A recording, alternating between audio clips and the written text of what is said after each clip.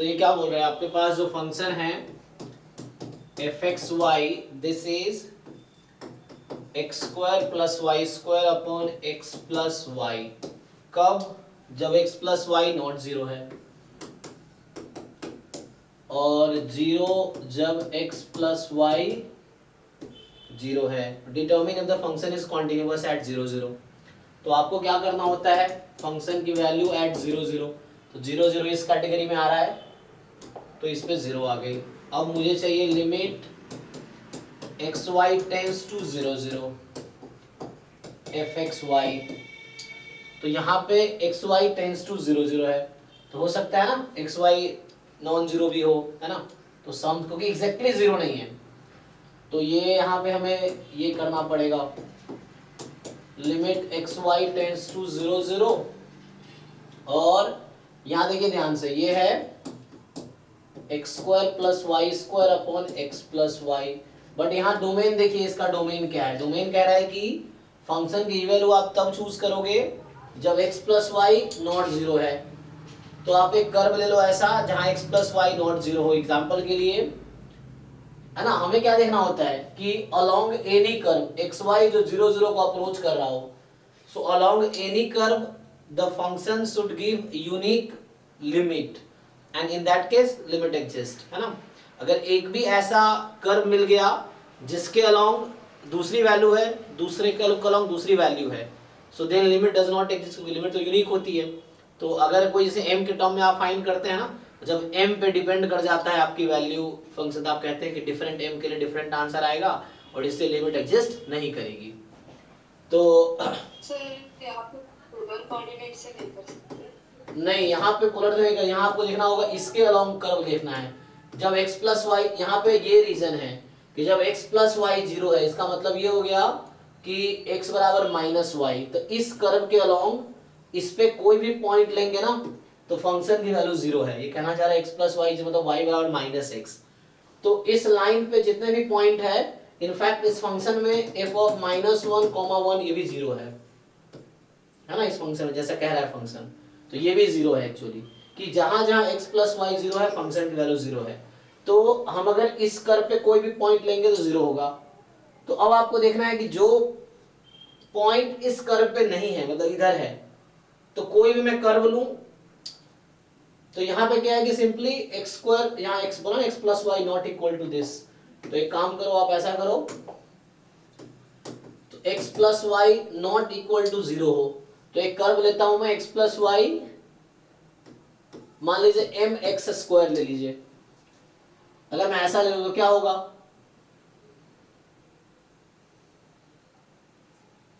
अगर मैं ये कर्व कंसीडर करता हूं, या ज्यादा टेंशन हो तो m time x square plus Y square कर लो। So this is a curve. अब देखिए यहां क्या लिख रहा हूं मैं, X Y tends to zero zero, मतलब X Y approaches to zero zero. तो ये कर्व मैं इसके हिसाब से चूज कर रहा हूं कि एक्स स्क्वायर प्लस है ना, यहाँ m मान लीजिए कोई नॉन जीरो नंबर है। सो दिस इज, जैसे आप लेते हैं ना y is equal to m x, y is equal to m x square. हम एग्जाम्पल कब लेते हैं, जब हम कोशिश करते हैं लिमिट डज नॉट एग्जिस्ट हो। तो वही मैं भी कोशिश कर रहा हूं कि एक ऐसा कर्व लूं इस डोमेन में, जैसे देखते हैं लिमिट क्या आती है। तो आप अगर पुट करेंगे तो क्या लिमिट आएगी यहाँ पे, जब आप यहाँ पुट कर देंगे तो 1/m आ जाएगी। अब यहाँ x का तो रोल रहा, तो 1/m आ गया, तो मतलब डिफरेंट m के लिए मेरा आंसर डिफरेंट आएगा। अगर मैं m की जगह 2 ले लूं तो एक कर्व मेरा है, जैसे समझिए एक कर्व मैंने लिया कि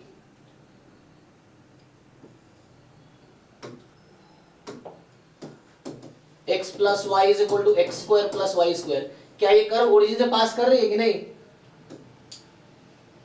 कर रही है ना, ओरिजिन से पास, तो कर पास कर रही है। हम x plus y 2 time x square plus Y square, ये ले लिया मैंने कर्व। तो इस कर्व के अलोंग, तो हमारा जो लिमिट होता था x Y tends to zero zero, हम लोग कब बोलते हैं limit exist, you choose any curve that passes through origin, है ना। तो लिमिट यूनिक आनी चाहिए। तो इस कर्व के अलोंग इस लिमिट का आंसर आएगा 1/1, 1 आएगी। इस कर्व के अलोंग इसकी लिमिट आएगी 1/2 जो कि डिफरेंट है। तो दो डिफरेंट कर्व के अलोंग लिमिट अलग अलग आ रही है, मतलब लिमिट यूनिक तो है नहीं, तो मतलब लिमिट डज नॉट एग्जिस्ट। तो इसका मतलब है लिमिट डज नॉट एग्जिस्ट, ठीक है ना। तो ये पता चला कि this limit does not exist.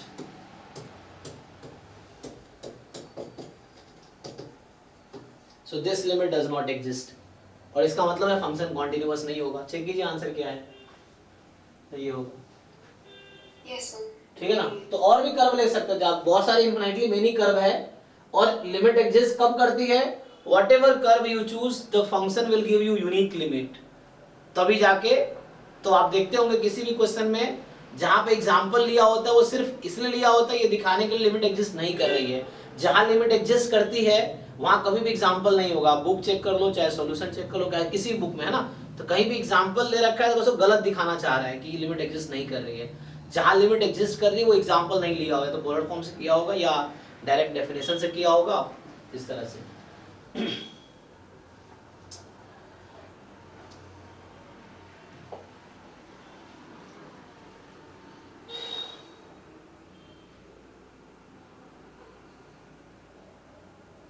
ये देखो भाई, इसको सयानी को भी डाउट था इस क्वेश्चन में, ये 20वां जो है। हाँ जी सयानी, आपने ट्राई किया दोबारा ये जो ट्रायंगल वाला क्वेश्चन था? सर नहीं सर, करने की टाइम नहीं। क्योंकि जब तक ट्राई नहीं करोगे सीखोगे नहीं, ये है तो, है ना। सर PYQ सर कर रही हूँ, इसीलिए सर मतलब लास्ट से 2023 से कर रही हूँ, इसीलिए बिल्कुल। जैम और गेट का पीवाईक्यू ढंग से कीजिए, बहुत कुछ सीखने को मिलेगा। तो ये बोल रहा है PQ be the line segment of length beta. तो PQ एक लाइन सेगमेंट है, ये P है और ये Q है। तो अभी के लिए लास्ट क्वेश्चन होगा ये, फिर हम लोग अभी मॉक टेस्ट 4 का सॉल्यूशन डिस्कशन करेंगे। तो PQ हमारे पास है लाइन सेगमेंट जिसका लेंथ बीटा है और इसका मिड पॉइंट R है। तो इसका मिड पॉइंट जो है आपका R है, तो मतलब ये लेंथ है ना, ये और ये इक्वल है। अब कह रहा है कि S is chosen at random on PQ। PQ पे S कहीं भी हमने चूज किया, मान लीजिए S ये चूज किया। X भी the distance from S to P, तो यहां से X डिस्टेंस है, दिस इज X डिस्टेंस, ठीक है। तो ये डिस्टेंस आपका X है, ये डिस्टेंस क्या है, X है आपका। तो X का डिस्ट्रीब्यूशन बता रखा है यूनिफॉर्म 0, बीटा है ना। X का डिस्ट्रीब्यूशन यूनिफॉर्म 0 बीटा है, ठीक है। तो अब आपसे पूछ रहा है कि find the probability that PS, QS and PR form the side of triangle. तो ये जो PS है, QS है ना, PS, QS एंड PR, ये तीनों बना रहे हैं साइड ऑफ अ ट्रायंगल। तो PS का लेंथ देख लीजिए क्या है, PS का लेंथ x है, QS का लेंथ क्या है, Q से S का लेंथ कितना होगा बताइए आप लोग। तो ये है बीटा माइनस एक्स। PR का लेंथ कितना है, नहीं R मिड पॉइंट था, तो सर बीटा है ना, R मिड पॉइंट था ना, तो ये बीटा बाई 2 हो जाएगा।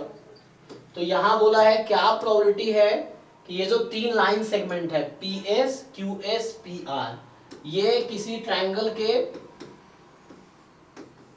वर्टिसेस होंगे, या मतलब PQR वर्टिसेस होंगे, या PS, QS और PR तीनों साइड बनाएंगे किसी ट्रायंगल के।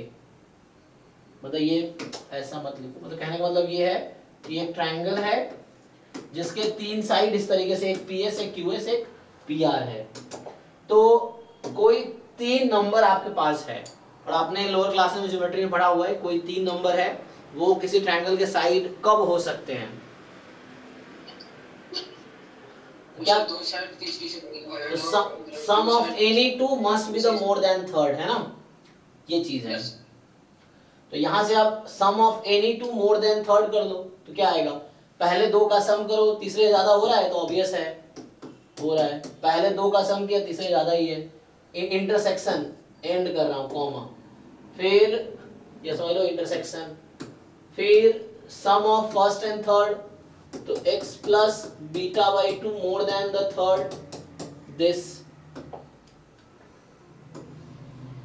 एंड तीसरी जो आएगी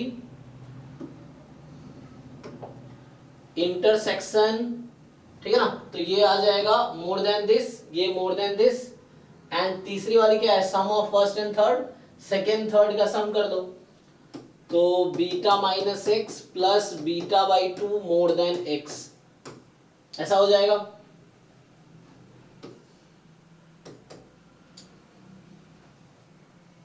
तो यहां से क्या आएगा, आप देखो, तो ये तो beta more than beta by 2 है, तो ये ट्रू स्टेटमेंट है, तो ये सैंपल स्पेस के इक्विवेलेंट है, ठीक है ना, इसके करस्पॉन्डिंग जो इवेंट आएगा वो सैंपल स्पेस है, तो इसका इंटरसेक्शन किसी के साथ लेंगे तो ये तो हट जाएगा।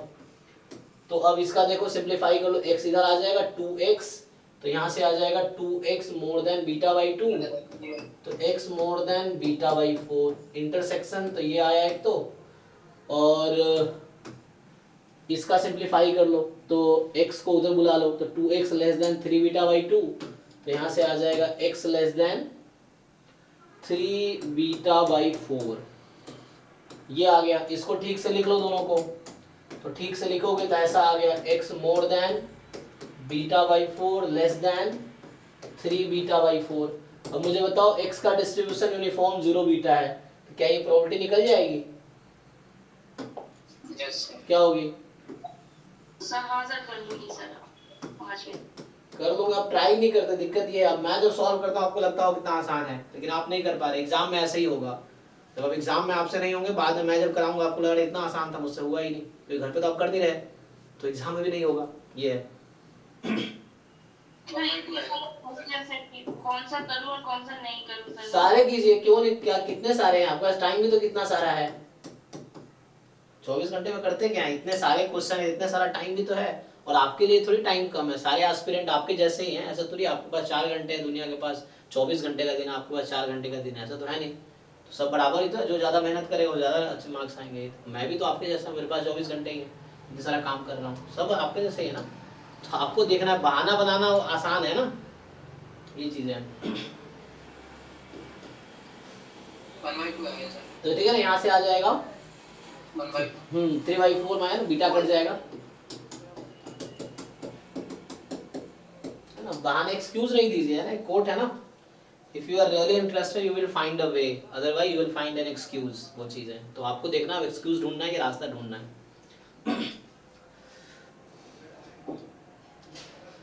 ओके तो ठीक है, अभी यही स्टॉप करते हैं, तो अभी हम लोग स्टार्ट करेंगे जो पीवाई मॉक टेस्ट 4 है ना, अब डेली मॉक टेस्ट का डिस्कशन होगा, जो भी फुल लेंथ मॉक टेस्ट अभी करेंगे हम लोग सॉल्व, तो आज फुल लेंथ 3 तक कर चुके हैं हम लोग, फुल लेंथ 4 का भी डिस्कशन करें, आप लोग देख लो, फुल लेंथ ओपन करो, उसमें जो भी डाउट्स हैं आपके अब डिस्कस कीजिए, कुछ गलतियां भी होंगी तो एक बार करेक्ट करके उसको डिस्कस करने के बाद फिर उसके हिसाब से मार्क्स एक बार देख लो, और जरूरी नहीं मॉक टेस्ट है जो मार्क्स एग्जाम में वही आएंगे, आप मॉक टेस्ट सीखने के लिए दो, गलतियां करेक्ट करने के लिए दो, ये नहीं सेम ही मार्क्स वहाँ आएंगे, ऐसा डिमोटिवेट कोई जरूरत नहीं है, क्योंकि जरूरी थोड़ी जो एग्जाम का लेवल वो एग्जाम हम देख, कई बार हमारा पेपर बहुत डिफिकल्ट होगा, एग्जाम का कम होगा, कई बार इतना आसान होगा एग्जाम का, लेकिन आप एज अ प्रैक्टिस सेट दो कि हाँ आप मॉक टेस्ट दे रहे हो तो एग्जाम के जैसा आप एक जो एग्जाम में गलतियां करोगे वो गलतियां आपके यहाँ पे करेक्ट होंगी, ये चीज है, बाकी आपने अच्छी तैयारी की, एग्जाम में अच्छे मार्क्स ही आएंगे, ऐसा कुछ नहीं है कि आसान पेपर आ गया तो आपके मार्क्स खराब आएंगे, दुनिया के अच्छे आएंगे, मुश्किल पेपर आ गया तो आपके मार्क्स नहीं आएंगे, दुनिया के मार्क्स आएंगे, ऐसा कुछ नहीं होगा, अगर पेपर कितना भी मुश्किल आए,